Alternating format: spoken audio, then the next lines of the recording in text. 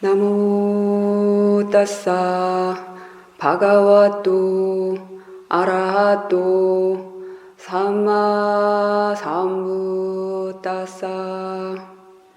나모 따싸 바가와또 아라하또 삼마 삼부 따싸. 나모 따싸 바가와또 아라하또 삼마 삼부 따싸. 나모 따싸 바가와또 아라하또 삼마 삼부 따싸. 나모 따싸 바가와또 아라하또 삼마 삼부 따싸. 나모 따싸 바가와또 아라하또 삼마 삼부 따싸.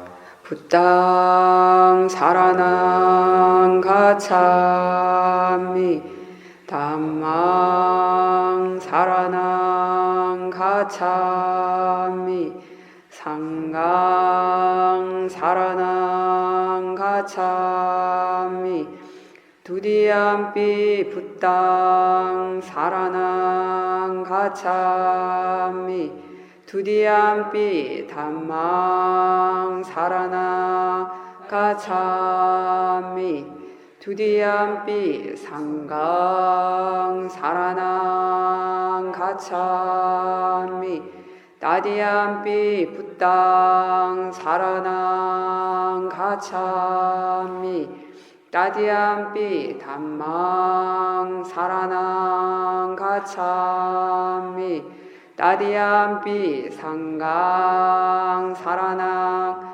가차미. 5가지 계를 드리겠습니다.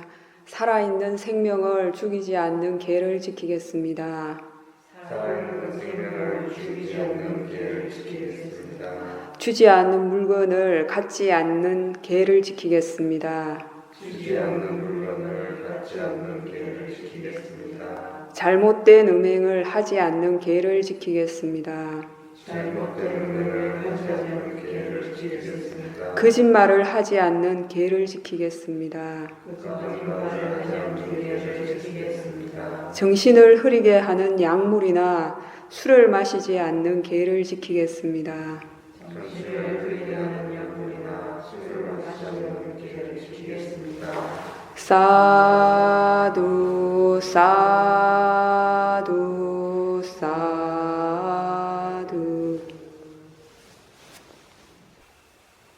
자, 편안하게 자기 자신을 대상으로 하시기 바랍니다. 굳이 법문을 듣기 위해서 집중하거나 애를 쓰실 필요 없습니다. 이 공간 안에 있고 또 소리가 들리는 범위 안에 있게 되면 들으려고 노력하지 않아도 들리게 되어 있습니다. 그러나 의도적으로 너무 집중해서 소리를 듣고자 하면 자기 자신에 대한 알아차림을 놓치고 실제 하는 이치, 즉 파라마타에 대한 이해를 놓치게 됩니다. 듣지 않아도 들립니다.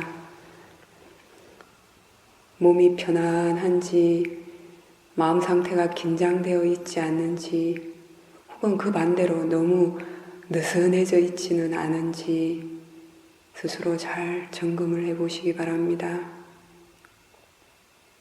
오랫동안 대상 쪽에 집중해서 수행했던 분들은 자기도 모르게 특정한 대상에 대한 집중을 하지는 않은지 잘 확인을 해 보십시오. 대상을 구체적으로 알 필요는 없습니다. 대상을 아는 것은 마음입니다. 대상에 집중해서 분명하게 구체적으로 아는 것은 개념에 대한 암입니다. 그리고 대상 쪽에 몰입해서 집중해서 구체적으로 분명하게 알게 되면 긴장감이 따라올 가능성이 많습니다. 마음의 궁극적인 특징은 아는 성질이라고 누차 말씀을 드렸습니다. 어떠한 대상이든지 대상이 일어나고 있다라는 것을 알고 있다면 자신에게 알아차림이 있는 것입니다. 대상을 먼저 찾지 말고 기다려 보십시오. 자기 자신에게 주의가 기울어져 있고 기다리고 있다면 몸과 마음에선 항상 많은 대상들이 일어나게 되어 있습니다. 언젠가 어떤 수행자가 이런 질문을 했습니다. 수행을 하는 사람들의 마음의 방향 혹은 마음의 질이 궁극적으로 전부 똑같아집니까? 라는 질문이었습니다. 궁극적으로 번뇌로부터 벗어나는 지혜를 개발하고자 하는 수행을 하는 분들은 탐심이 없는 마음, 성냄이 없는 마음, 어리석음이 없는 마음을 개발하게 됩니다. 이렇게 탐진치가 줄어들고 궁극적으로 탐진치가 없는 상태를 개발하게 되어 가는 과정은 같습니다. 그러나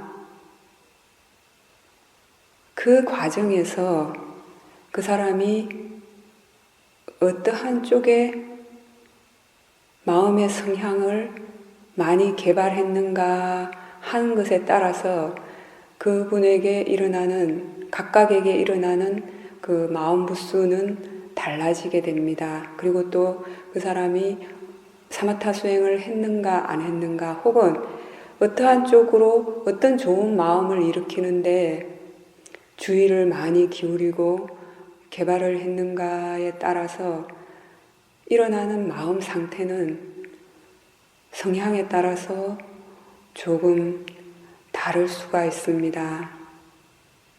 그것은 우리가 마음부수에 대해서 좀 숙고를 해본다면 쉽게 이해를 할 수가 있습니다.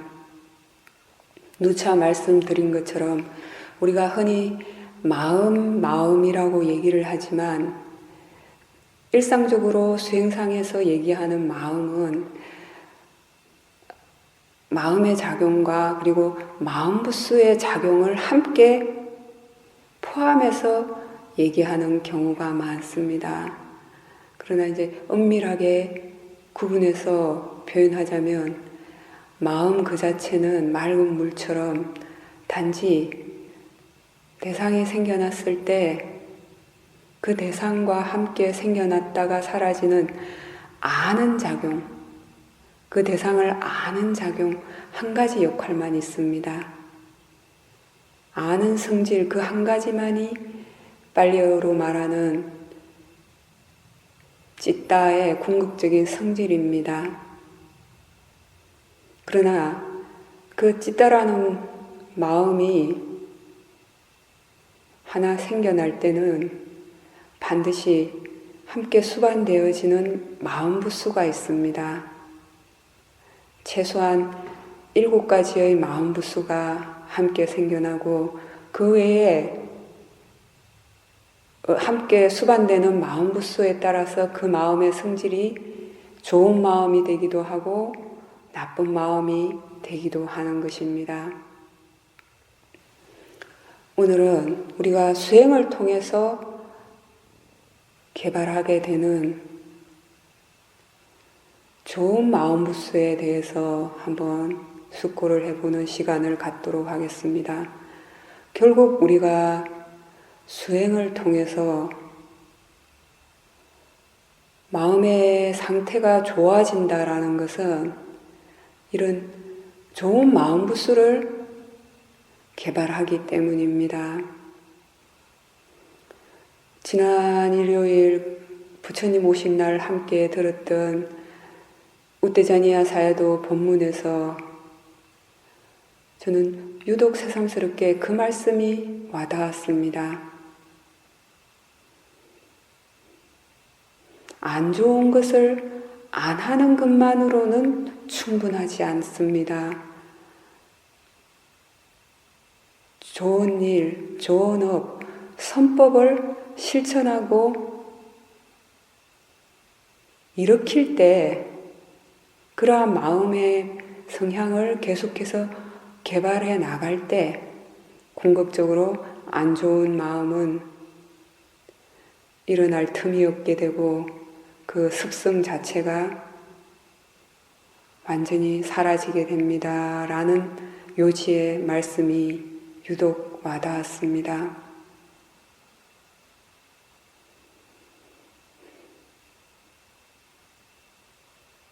사실 많은 사람들이 수행을 좀 추상적으로 생각하는 성향이 많습니다. 그래서 일상의 삶 혹은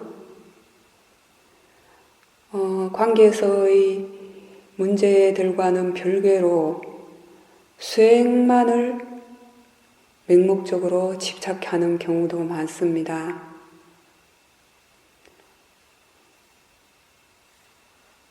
그러나 관계 속에서건 살아가는 모든 상황 속에서 번뇌가 일어난다는 것은 그것을 외면한다고 해서 그 번뇌가 사라지지는 않습니다. 어떤 분들은 사람들과 대화 속에서 번뇌가 많이 일어나면 아예 대화를 안 하는 상황 속에서만 수행을 하기를 원합니다. 집에서 수행이 안 된다고 생각하는 분들은 무조건 수행처에 가야만 수행이 된다라고 생각을 합니다. 물론 수행의 힘을 어느 정도 키우는 과정에서는 그것도 필요합니다. 그렇지만 아무런 방해도 받지 않고 수행에만 집중할 수 있는 좌선이나 혹은 수행체에서의 수행은 궁극적으로 삶 속에서, 일상 속에서 힘이 이어지고 실천되기 위한 것이라는 것을 염두에 두어야 합니다. 좌선할 때 마음이 전혀 동요하지 않고 번뇌가 없는 상태라면 일상에서도 그렇게 되어지도록 사티 사마디 지혜를 개발해 나가는 것이 수행의 바른 방향이라는 것입니다. 일어날 번뇌는 언젠가는 일어나게 되어 있습니다. 외면해서 안 일어나는 것은 지혜로서 극복한 상태는 아닙니다.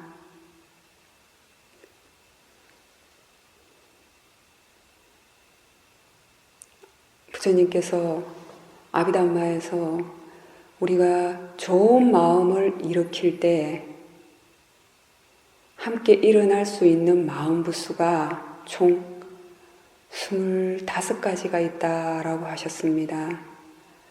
그 중에서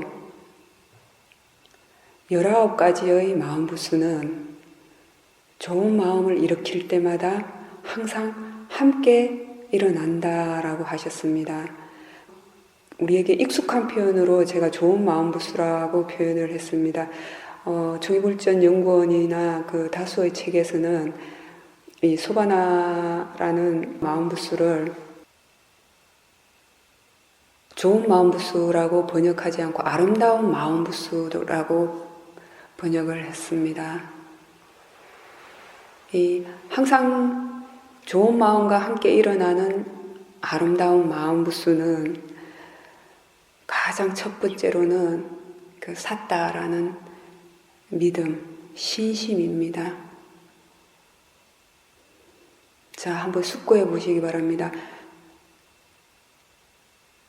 수행이 잘 이어질 때, 사티 사마디 지혜의 힘이 좋을 때, 이럴 때는 어떻습니까?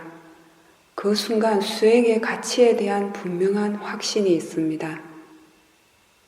바로 이 확신이 신심, 즉 믿음의 기본입니다.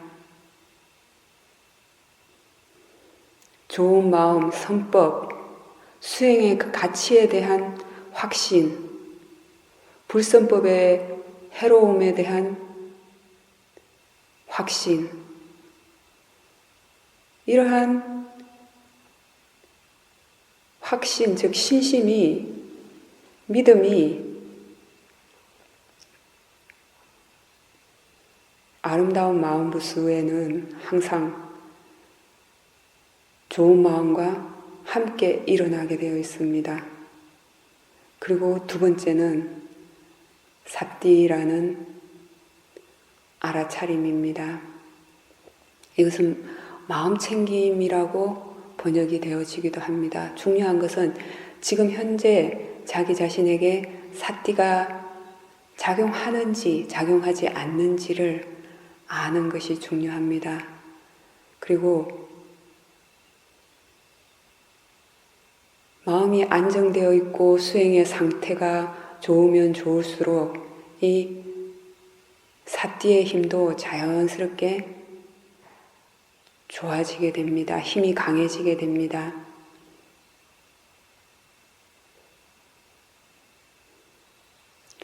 세 번째의 좋은 마음 부수, 즉 아름다운 마음 부수는 양심.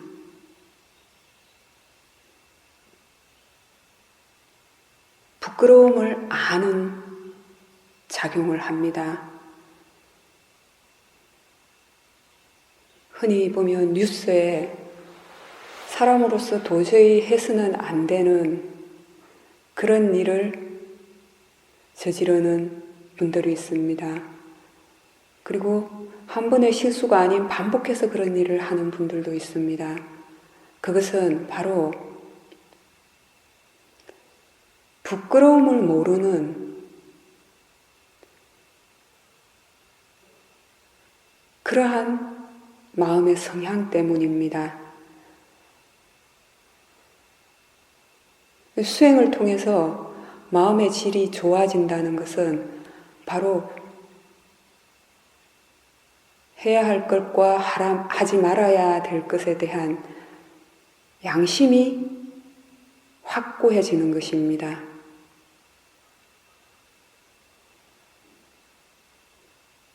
네 번째는 수치심입니다.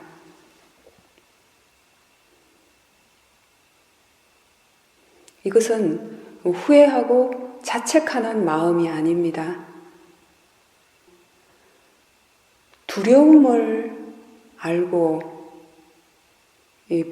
잘못된 것에 대해서 부끄러워할 줄 아는 성향입니다.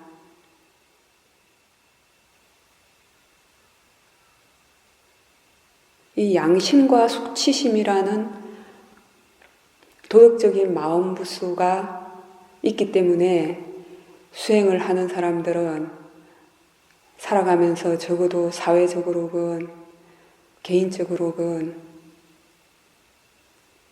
타인으로 하여금 손가락질을 받는 일을 안 하게 되는 것입니다. 부처님께서 불교 교단을 만드시고 처음 법을 설하셨을 때는 사실 계라는 것이 없었습니다. 승가에도 제가자에게도. 왜 그런가 하면은 처음에는 부처님께서 직접 수행자들을 찾아서 지혜가 성숙된 수행자들을 찾아서 가르치셨습니다. 그랬기 때문에 지혜의 바라밀이 뛰어난 사람들만을 대상으로 바르게 먼저 법을 설하셨기 때문에 부처님의 가르침으로 인해서 성인의 지혜를 얻은 분들은 기본적으로 사회적으로도 개인적으로도 타인으로부터 지탄받을 일을 하시지 않으셨던 것입니다. 그것은 바로 이 수행을 통해서 마음이 좋아진 만큼 이 양심과 수치심이라는 마음부수의 힘도 좋아졌기 때문입니다. 그렇기 때문에 부처님께서 무엇을 하고 하지 말아라 이러한 말씀을 하실 필요가 없었던 것입니다. 그런데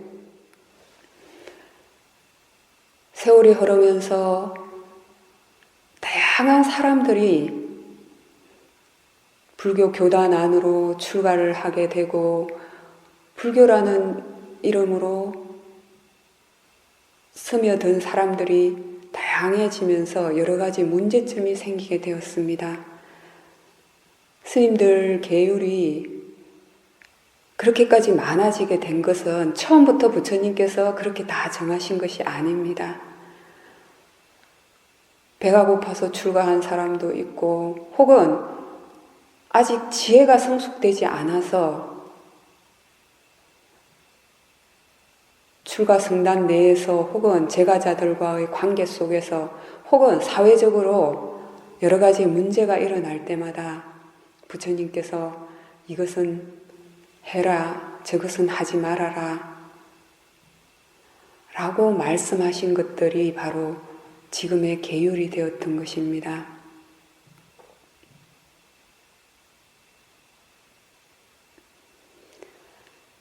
부처님께서 제가자들에게 5가지 계는 꼭 지키라고 말씀을 하신 것도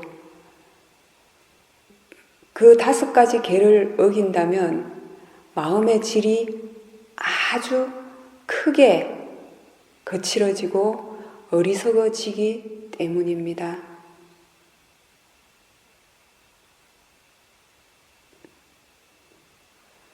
그러나 수행을 통해서 이렇게 아름다운 마음부수의 힘을 점점 키우게 되면 부처님께서 해라 하지 말아라 해서 지키는 것이 아닌 자신의 마음의 성향이 굳건하게 이것은 해야 할 일인지 말아야 할 일인지를 알기 때문에 해야 할 것은 실천하고 안 해야 할 것은 안 하게 됩니다.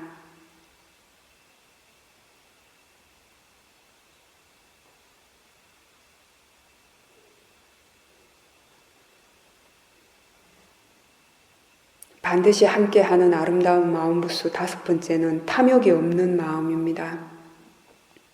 이것은 탐욕을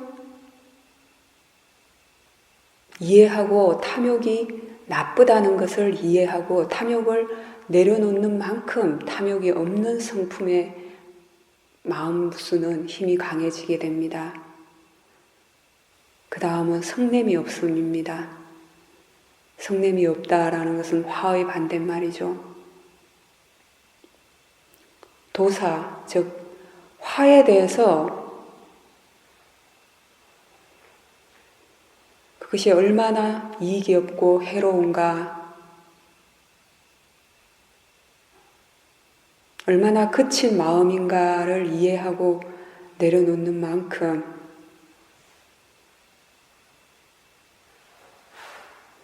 성냄이 없음이라는 아름다운 마음부수는 힘이 좋아지게 됩니다.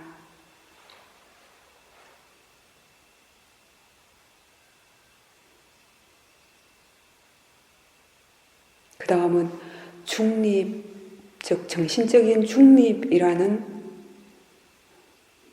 마음부수입니다. 이것은 우페카라는 그 평정심하고 성향이 같습니다. 그러나 단순한 느낌으로서의 우페카, 즉 평온함은 아닙니다. 마음이 즉 지혜로 인해서 업과 업의 결과를 이해하기 때문에 존재하는 모든 것에 대해서 생겨나는 모든 현상에 대해서 정신적인 중립의 상태를 일으키는 아름다운 마음부수입니다. 그 다음에 항상 좋은 마음과 함께 수반되는 아름다운 마음부수는 몸의 경안과 마음의 경안입니다. 경안은 쉽게 표현하자면 편안함입니다. 사티 사마디 지혜에 의해서 좋은 마음 상태가 개발이 되면 될수록 몸도 마음도 편안해지게 됩니다. 그 다음은 몸의 가벼움과 마음의 가벼움입니다.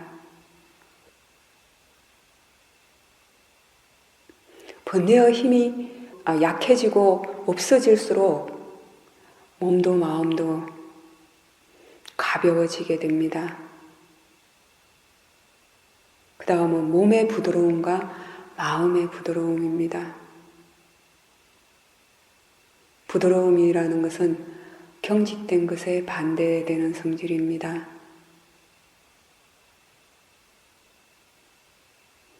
그 다음 6가지는 몸의 적합함과 마음의 적합함, 적당함을 안다는 뜻입니다. 몸의 능숙함과 마음의 능숙함, 사티 사마디 지혜의 힘이 좋아질수록 좋은 마음에는 항상 그 좋은 마음 상태의 힘을 키워가고 유지시켜 나갈 수 있는 몸과 마음의 그 능숙함이라는 성질이 함께 작용한다는 뜻입니다.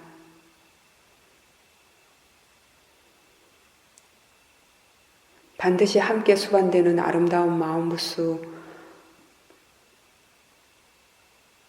18번째와 19번째는 몸의 올곧음 그리고 마음의 올곧음입니다.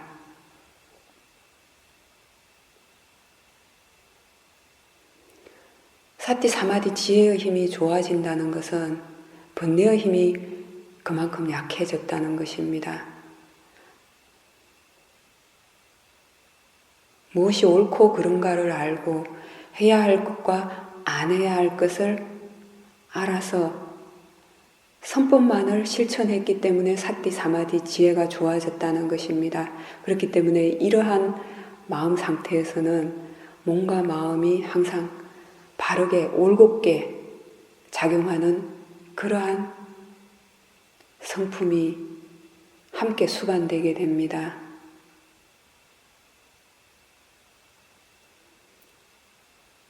그 외에 수행자가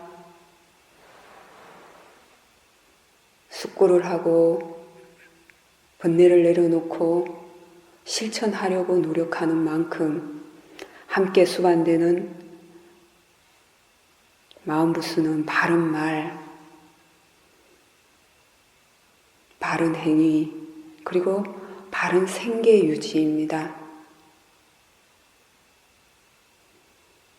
이것은 좋은 마음과 함께 반드시 절대적으로 수반되는 것은 아니지만 수행을 통해서 사티 사마디 지혜의 힘이 좋아지면 좋아질수록 실천할 수밖에 없는, 일으킬 수밖에 없는 마음부수입니다. 왜냐하면 바르지 않은 말을 하고 바르지 않은 행위를 하고 바르지 않은 생계 유지를 하게 되면 후회와 번민, 자책하는 마음을 일으키기 때문에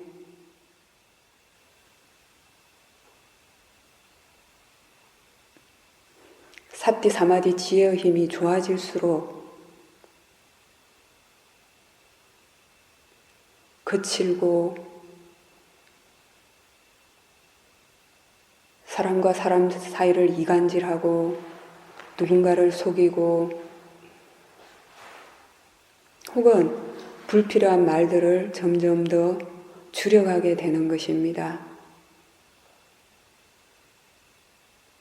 생계 유지를 하는 데 있어서 다른 사람들을 미혹하게 하거나 속이거나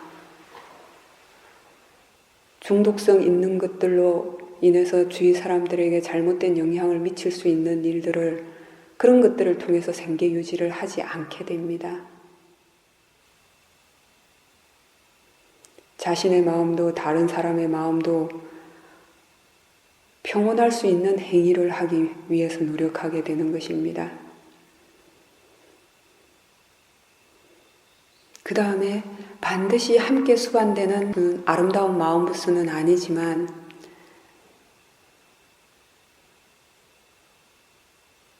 많은 수행자들이 의도적으로 또 키워가는 마음부스가, 아름다운 마음부스가 두 가지 있습니다.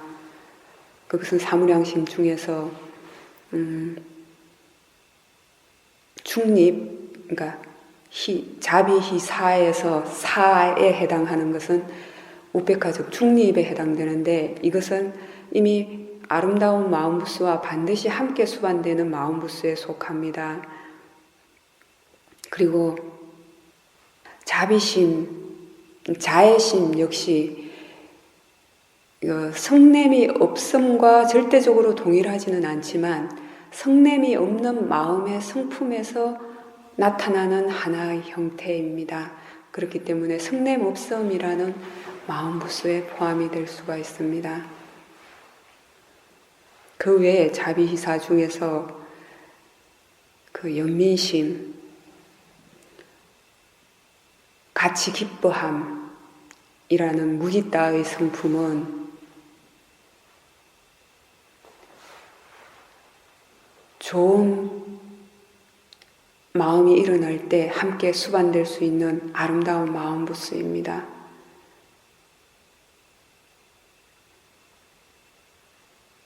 아름다운 마음부스 25가지 중에 마지막 한 가지는 지혜에 의해서 개발될 수 있는 마음부스입니다. 그것은 미혹이 없음이라는 어리석음이 없는 성향이 있습니다.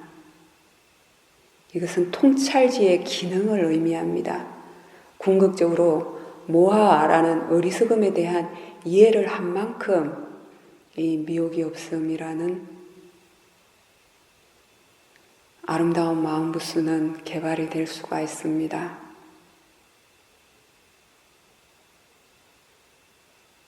우리가 수행을 통해서 결국 마음이 좋아진다라는 것은 하나의 마음이 일어날 때 아름다운 마음부스 25가지 중에서 얼마나 많은 아름다운 마음부스가 함께 포함되는가에 그 질이 달려 있습니다.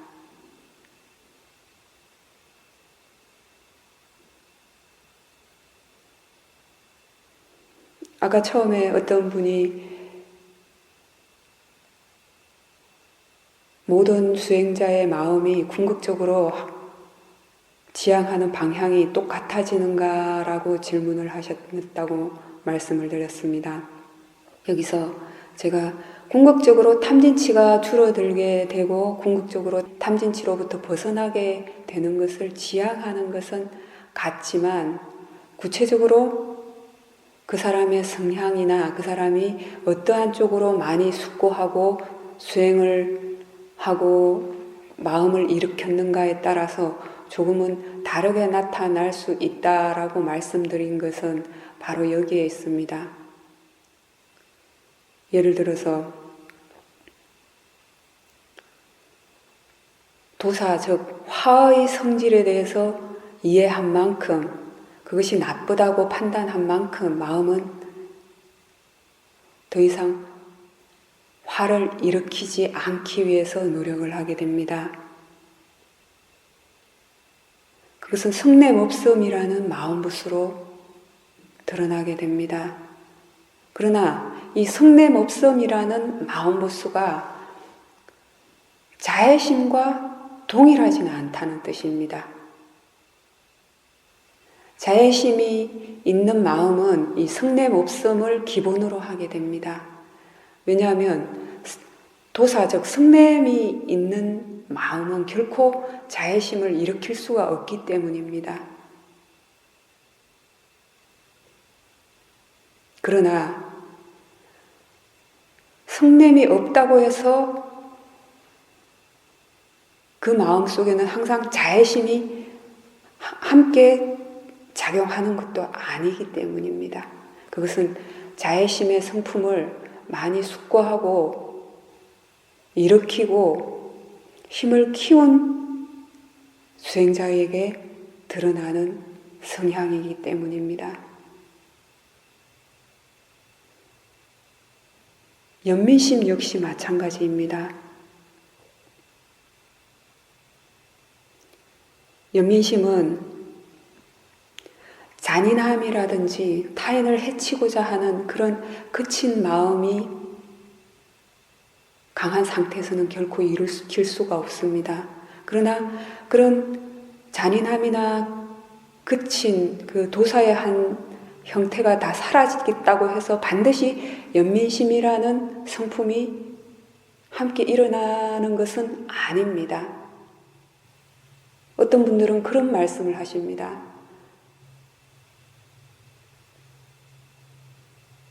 불쌍하고 안타까운 처지에 있는 사람들을 보면은 그 사람들을 무시하거나 그런 마음이 일어나는 것은 아니지만, 그렇다고 해서 또 그분들에게 어떻게 도와주고 싶거나 연민심이나 자애심이나 이런 마음은 또 일어나지 않는다라고 하셨습니다. 그런 분들도 실제로 있습니다. 그것은 그런 부분에 대해서 화의 마음은 일으키지 않지만, 그렇다고 해서 자애심이나 연민심의 마음 또한 키우지 않았기 때문입니다.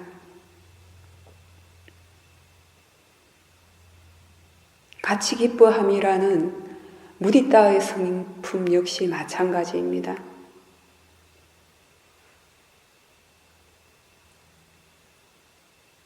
시기 질투가 있는 한은 이 순수하게 타인의 성공을 기뻐할 수 없습니다.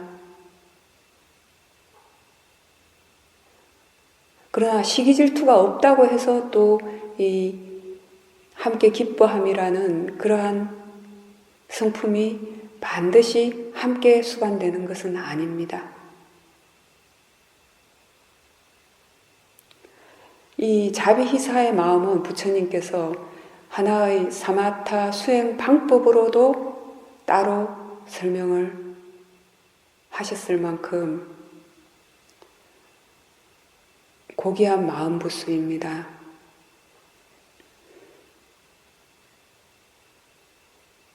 오래전에 그 우조티카 사야도 본문에서 이런 이야기를 들었던 적이 있습니다.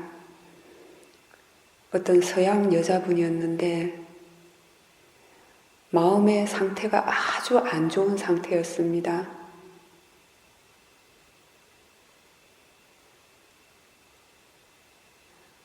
우울함에 빠져 있었고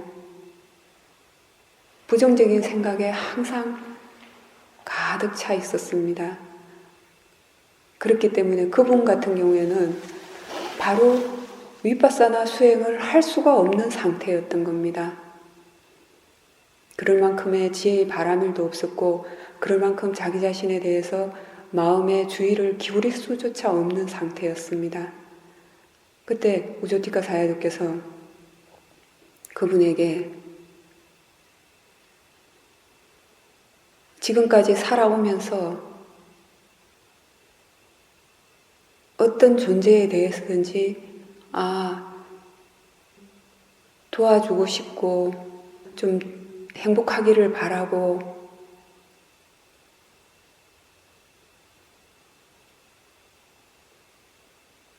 어떠한 방법으로든 연민심이 일어나 본 적이 있는가라고 물어보셨습니다.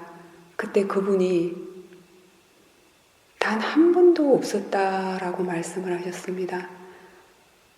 그런데 그 순간 그분이 자신이 키우는 고양이에 대해서만은 그런 마음이 일어난다라고 하셨습니다.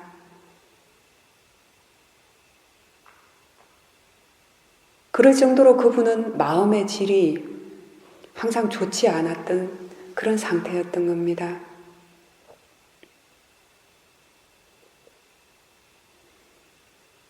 그래서 그 고양이를 떠올렸을 때 일어나는 그 마음의 상태를 대상으로 자애심을 키우고 연민심을 키워서 긍정적인 마음의 상태를 조금 일으키는 것에서 그분의 수행을 시작하도록 하셨다라는 말씀을 하신 적이 있습니다.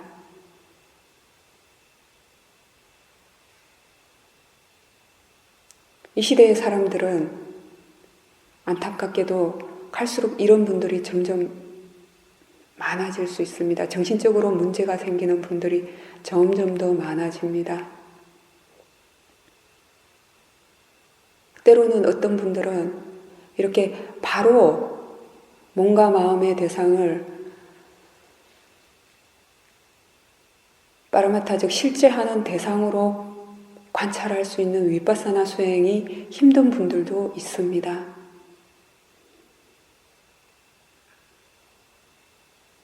그래서 부처님께서는 40가지 사마타 수행을 말씀하셨습니다. 그 중에서 이 좋은 마음부수 중에 4가지의 힘을 키우는 사무량심이라는 수행이 있는 것입니다.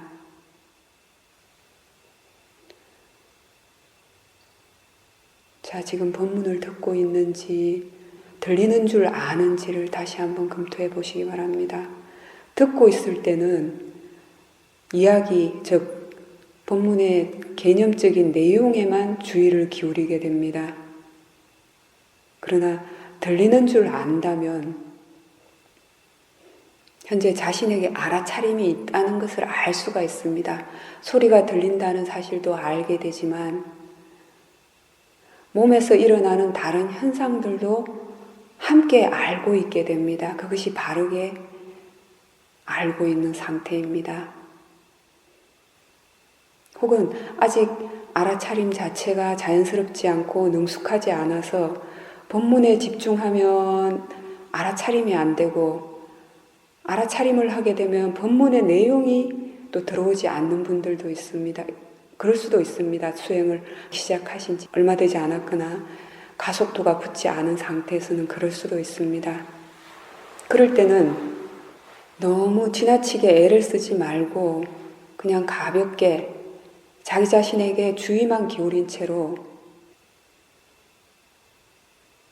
소리 쪽으로 가게 되면 가는 줄 알고 또 너무 지나치게 집중하려고 하면 가볍게 내려놓고 자기 자신에 대한 알아차림을 해보십시오. 그 상태에서 듣지 않고도 이렇게 들리는지 실험해 보십시오. 소리를 들으려고 노력하지 말아 보십시오. 소리를 들으려고 노력하지 않는 상태에서 자연스럽게 들린다는 것을 알 수가 있을 것입니다. 그때 몸과 마음에서 일어나는 현상도 자연스럽게 인지되는지만을 확인하면 됩니다. 그러나 지나치게 의도적으로 몸의 대상도 알고 본문이 들리는지도 알려고 확인을 하려고 하면 부자연스러워지게 될 것입니다.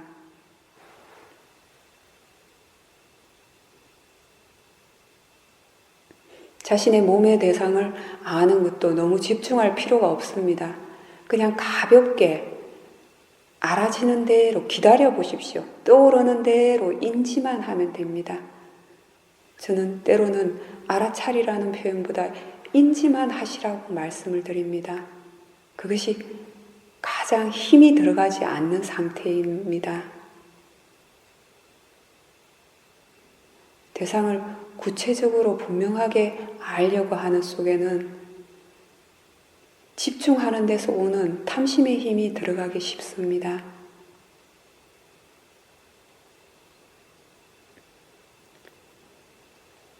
사무량심을 팔리어로는 브라흐마 위하라라고 표현하는데 고귀한 삶의 형태, 고귀한 삶의 성질 이렇게 표현을 할 수가 있습니다. 위하라라는 말이 거주라는 의미입니다.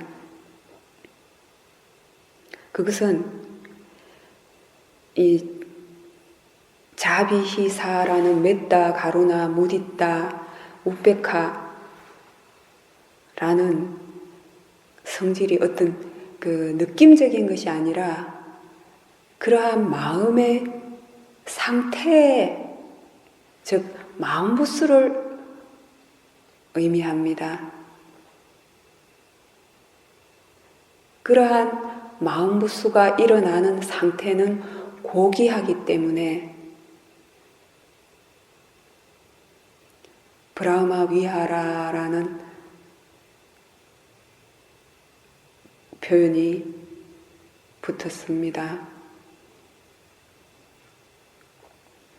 이것을 의도적으로 사마타적인 방법으로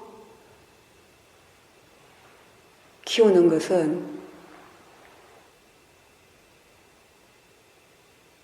그것에 대해서 개념적으로 반복해서 숙고를 하는 것입니다.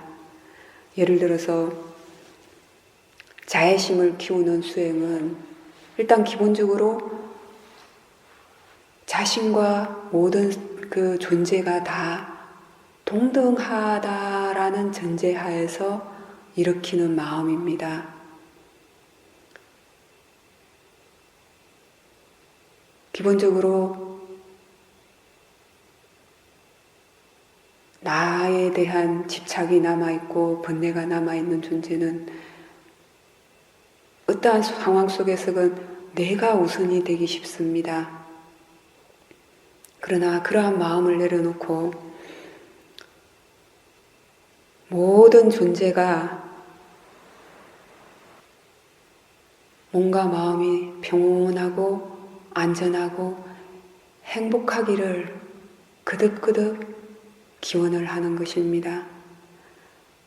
사마타적으로 이 자애심을 키우는 수행을 할 때는 개념을 대상으로 하기 때문에 존재의 개념이 들어갑니다. 그렇기 때문에 첫 번째 대상은 자기 자신이 되어야 됩니다. 왜 그런가 하면은 이 자애심의 적은 아까도 말씀드린 것처럼 성냄입니다. 화가 있는 상태에서는 자애심을 일으킬 수가 없는 것입니다. 자신의 마음속에 성냄이 가득한 상태에서는 자애심을 일으킬 수가 없습니다. 그렇기 때문에 계속해서 자기 자신을 대상으로 자신의 몸과 마음에서 모든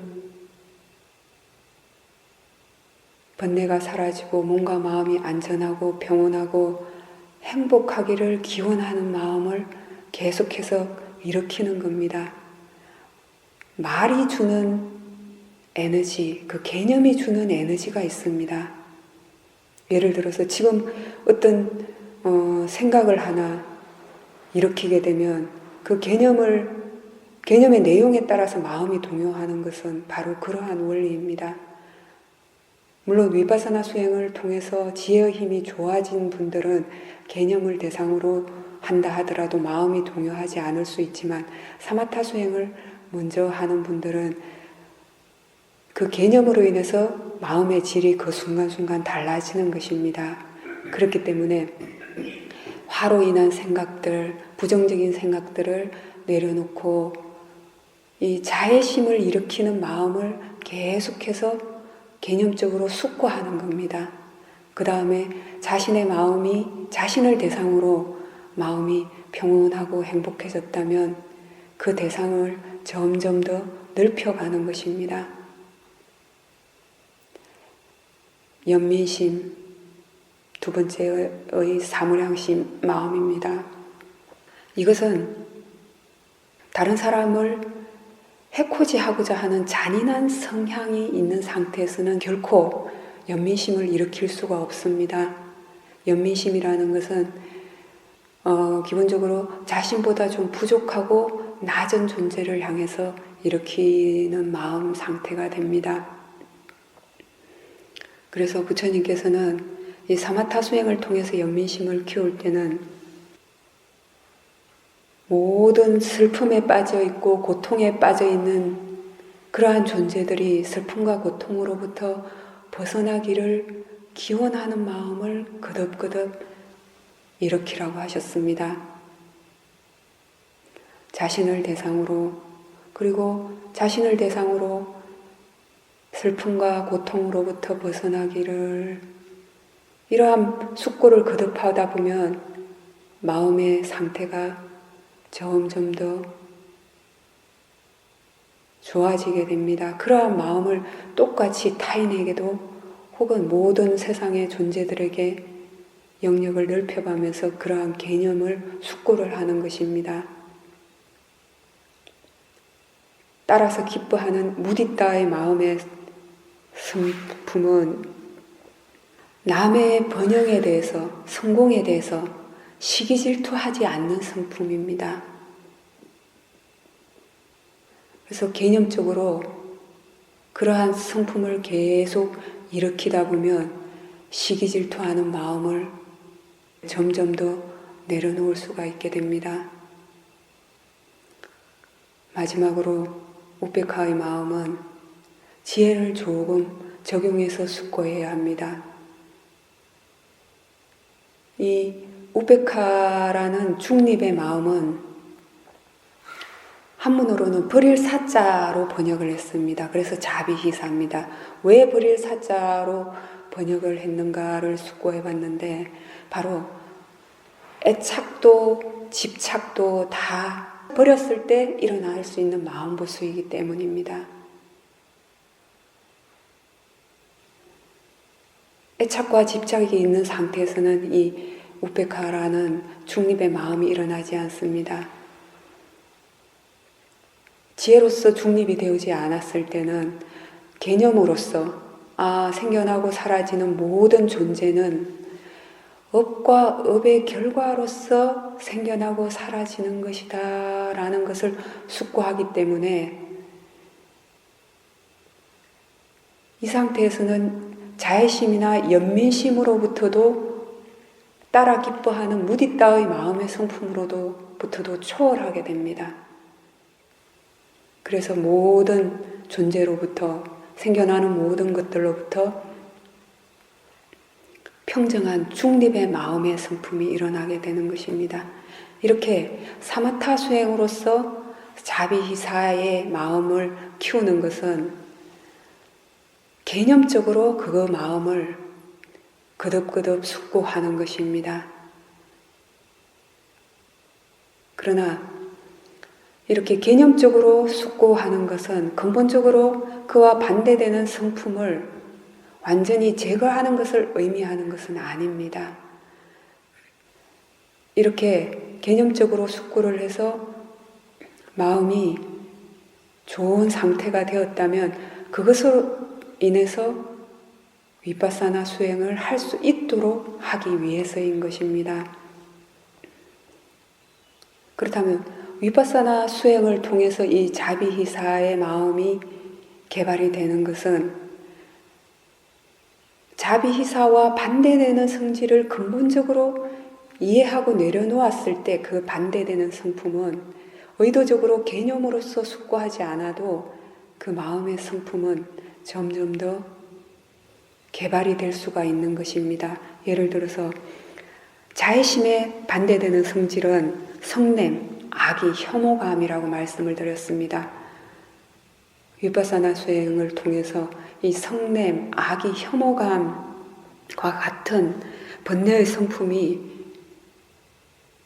얼마나 거칠고 이익이 없고 자신에게도 남에게도 해로운가를 이해했을 때 근본적으로 일으키지 않고자 하는 마음이 일어나게 됩니다. 그랬을 때 성냄없음이라는 마음부수의 성향이 점점 강해지게 됩니다. 이 성냄없음이라는 마음부수의 성향이 강해졌을 때 그 성품을 바탕으로 자신에게도 타인에게도 한결같은 자애심의 마음이 근본적으로 개발이 될 수가 있습니다. 위파사나 수행을 통해서 이렇게 성냄없음이라는 마음의 성품이 개발이 된 것은, 그리고 자애심이 개발이 된 것은 개념적으로 숙고하지 않아도 사티 사마디 지혜가 함께 할 때 항상 함께 수반이 되어집니다. 연민심이라는 마음부수는 그 반대되는 성품이 잔인하고 해코지하고자 하는 성향입니다.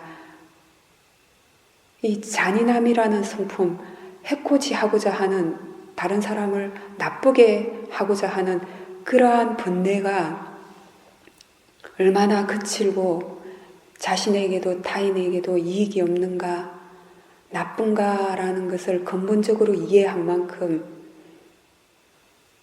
그러한 마음은 근본적으로 일으키지 않게 됩니다.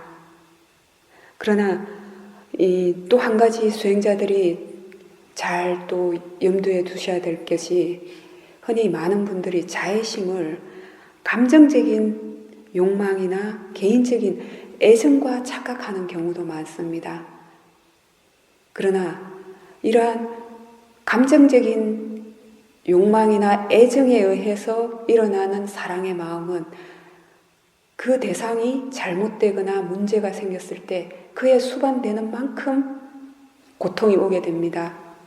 그러나 좋은 아름다운 마음부수에서 일어날 수 있는 자애심은 그것과 상관없이 근본적으로 그와 반대되는 나쁜 성향이 없기 때문에 일어나는 사티 사마디 지혜와 함께 일어날 수 있는 마음부수입니다. 연민심 역시 마찬가지입니다. 연민심과 착각하기 쉬운 것은 감정적인 슬픔입니다. 어떤 분들은 다른 사람이 안타까운 상황에 있고 슬픈 상황에 있고 잘못된 상황에 있고 특히 동물들이 어떻게 고통스러운 상황에 있는 것, 이것을 감정적으로 함께 슬퍼하고 괴로워하는 것을 연민심으로 착각하는 경우도 많습니다. 그런 슬픔이 일어날 때 자신은 연민심이 많다라고 생각을 합니다. 그러나 그것은 자비희사라는 브라흐마 위하라라는 고귀한 마음은 아닙니다. 그것은 도사, 즉 성냄의 한 형태입니다. 자비희사라는 마음은 고귀하다라는 표현이 붙었을 때는 기본적으로 마음의 성향이 아주 좋은 상태인 것입니다. 감정적으로 동요하는 것이 아닙니다. 근본적으로 잔인함이나 타인이 잘못되기를 바라고 해코지하고자 하는 마음이 없기 때문에 일어날 수 있는 마음부수입니다. 모든 존재들이 모든 슬픔과 고통으로부터 벗어나기를, 그리고 자유로워지기를 바라는 마음을 많이 일으킬수록 이 연민심은 커지게 됩니다. 희, 무디다, 쉽게 표현하면 기쁨입니다. 그러나 이 기쁨 역시 많은 분들이 들떠서 동요하고 감정적으로 흥분되어지는 이러한 상태를 또 자비희사에서 희로 착각하기 쉽습니다. 무디다의 마음으로 착각하기 쉽습니다. 그러나 감정적으로 동요하고 들떠서 흥분되어 있는 상태는 사무량심에서 말하는 고귀한 마음은 아닙니다. 그것은 번뇌가 수반된 것입니다. 감정적으로 자신과 다른 사람이 잘 되어서 같이 기쁘고 들뜨고 동요한다는 것은 그렇게 안 되었을 때는 안 좋다는 뜻입니다. 그것은 고귀한 마음이 아닙니다. 자비희사에서 말하는 무디다의 따라 기뻐함이라는 것은 그와 반대되는 슬픔, 시기 질투나 싫어하는 그러한 마음의 슬픔이 없기 때문에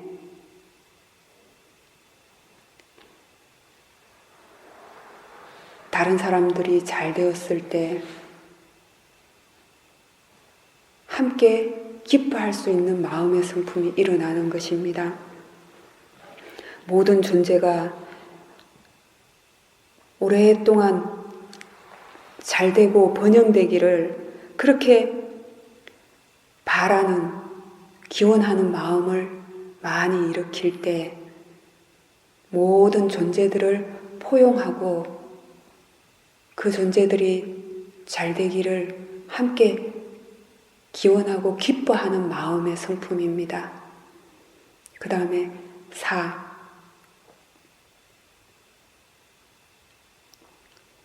평정심, 우페카라고도 표현할 수 있습니다. 흔히 어떤 분들은 그냥 무덤덤한 느낌으로서의 평정심을 자비사에서 우페카로 착각하기도 합니다. 그러나 느낌으로서의 그냥 평온함이 아닌 정신적인 중립의 상태입니다. 그렇기 때문에 마음부수라고 거듭 말씀을 드리는 겁니다. 집착이나 혐오감이 없을 때, 무시하는 마음도 없고 애착도 없고 집착도 없을 때 편견 없이 볼 수 있는 상태를 의미합니다. 이것은 위파사나 수행에서는 지혜의 마음이 아주 좋을 때 일어날 수 있는 마음의 상태입니다. 이 우페카의 마음은 대상을 대상으로 이해하는 지혜의 마음이 강해지면 강해질수록 몸을 몸으로, 느낌을 느낌으로, 마음을 마음으로, 법을 법으로 보는 지혜의 마음이 강해지면 강해질수록 이 중립적인 우페카의 지혜는 힘이 강해지게 됩니다. 이 우페카의 지혜가 강해질 때는 이미 자애심이나 연민심, 따라 기뻐함이라는 이러한 성품은 초월된 상태입니다. 업과 업의 결과를 알고 있고 단지 실제하는 생겨나고 사라지는 원인과 결과의 파라마타의 상태로만 볼 수 있는 지혜의 상태가 있을 때 이 우페카의 자비사에서 평정한 마음부수는 힘이 점점 더 강해지게 됩니다. 그리고 또 한 가지 숙고해 보아야 할 것은 수행을 처음 시작할 때는 의도적으로 이렇게 좋은 마음부수, 좋은 마음을 일으키기 위해서 숙고를 해야 합니다. 그러나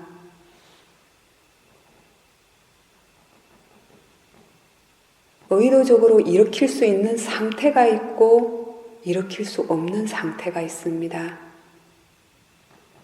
그것은 사람이 수행을 할 때와 사람이 의도적인 수행을 할 때와 법이 자기 할 일을 알아서 하는 수행을 할 때의 차이점입니다. 사람이 의도적으로 수행을 할 때는 안 좋은 성품들을 점점 내려놓기 위해서 노력을 하고 좋은 마음을 일으키기 위해서 노력을 해야 합니다. 그러나 법이 알아서 자기 수행을 해나갈 때는 사티 사마디 지혜는 사티 사마디 지혜의 영향력을 미치면서 생멸을 반복합니다. 그리고 아직 남아있는 분내는 남아있는 분내대로 자신의 영향력을 미치면서 생멸을 하게 됩니다. 그때 그 순간에 작용하는 사티 사마디 지혜가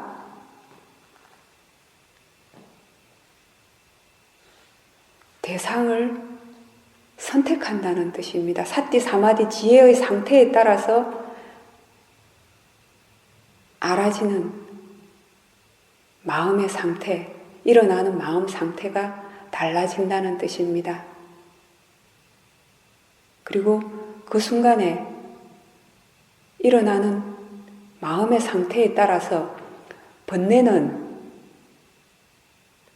개념을 대상으로 하면서 번뇌를 일으키게 됩니다. 그리고 사티 사마디 지혜는 파라마타를 대상으로 하면서 사티 사마디 지혜의 가속도를 이어가게 되는 것입니다. 이 말은 다시 숙고해 보자면 무슨 뜻인가 하면은 지금 현재 사티 사마디 지혜가 이어진다는 것은 사티 사마디 지혜의 마음이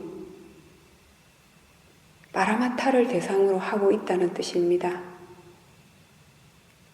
한 찰나 번뇌가 일어났다는 것은 그 순간 번뇌의 힘이 더 강했기 때문에 번뇌가 개념을 대상으로 했다는 뜻입니다. 개념을 대상으로 번뇌를 일으켰다는 뜻입니다. 번뇌는 번뇌의 일을 하고 사티 사마디 지혜는 사티 사마디 지혜의 일을 합니다. 그래서 세오미 큰사야도께서는 물이 강하면 물이 이기고 불이 강하면 불이 이긴다라는 비유로서 말씀을 하셨습니다. 지금 현재의 마음은 조금 전까지의 과거의 마음에 원인이 있어서 그 영향력에 따라서 사티 사마디 지혜가 일어나게 된다면 실제 하는 빠라마타를 대상으로 사티 사마디 지혜의 가속도를 이어가게 됩니다. 이 순간 한 찰나에 번뇌의 마음이 더 강하다면 번뇌가 개념을 대상으로 번뇌의 가속도를 이어가는 것입니다.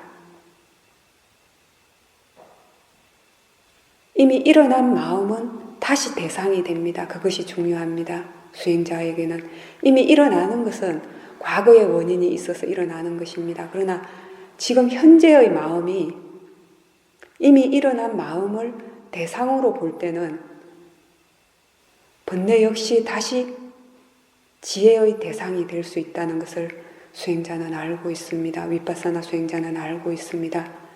그럴 때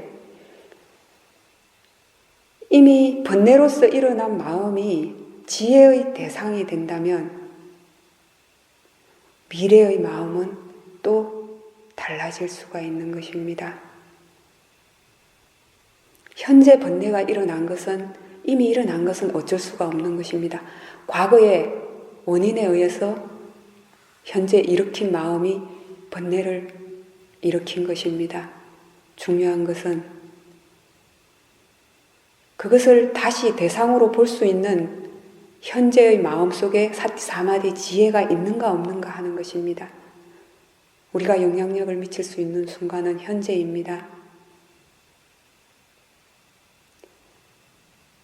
현상 쪽에서 일어난 번뇌는 대상이 될 때, 대상으로 볼 때 다시 사티 사마디 지혜의 대상이 되는 것입니다.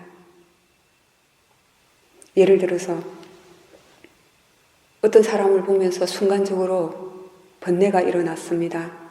그랬을 때 순간적으로 번뇌가 일어났다는 것은 과거에 이미 번뇌를 일으킬 원인이 심어져 있는 것입니다. 그 사람에 대해서 조금이라도 번뇌를 일으켰든지 혹은 자신이 싫어하는 성향을 그 사람에게서 보아서 번뇌를 일으켰든지 번뇌의 원인이 있기 때문에 현재 번뇌가 일어난 것입니다. 그러나 그 순간에 번뇌가 일어났다라고 아는 사티가 있고 사람이라는 개념을 대상으로 번뇌를 일으키고 있다라고 숙고하는 지혜가 있고 대상을 대상으로 보고자 하는 지혜가 그 순간 작용한다면 관찰하는, 수행하는 마음 쪽은 사티 사마디 지혜가 작용하는 것입니다. 일어나는 현상 쪽에서는 번뇌이지만 지켜보는, 수행하는 마음 쪽에 견해가 바르면 그 순간 바르게 수행하고 있는 것입니다. 이것은 미래의 지혜를 일으킬 수 있는 원인이 됩니다. 그 순간 그 번뇌에 대해서 다 이해하지 못한다면 다시 미래의 번뇌를 일으킬 원인을 남기는 것입니다. 그 순간 그 번뇌에 대해서 이해한 만큼 번뇌로부터 근본적으로 벗어나게 됩니다.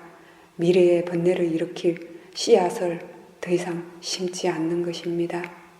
그렇기 때문에 매 순간 경험을 통해서 배우는 것입니다. 이해하지 못한 만큼 또 허용한 만큼 미래의 번뇌의 원인은 심어두었습니다. 이해한 만큼 사티 사마디 지혜를 유지시켜 가는 만큼 미래에 근본적으로 벗어났다라는 것을 수행자는 스스로 확신할 수 있어야 합니다. 지금 현재 마음이 무엇을 대상으로 하고 있습니까? 지켜보는 마음 속에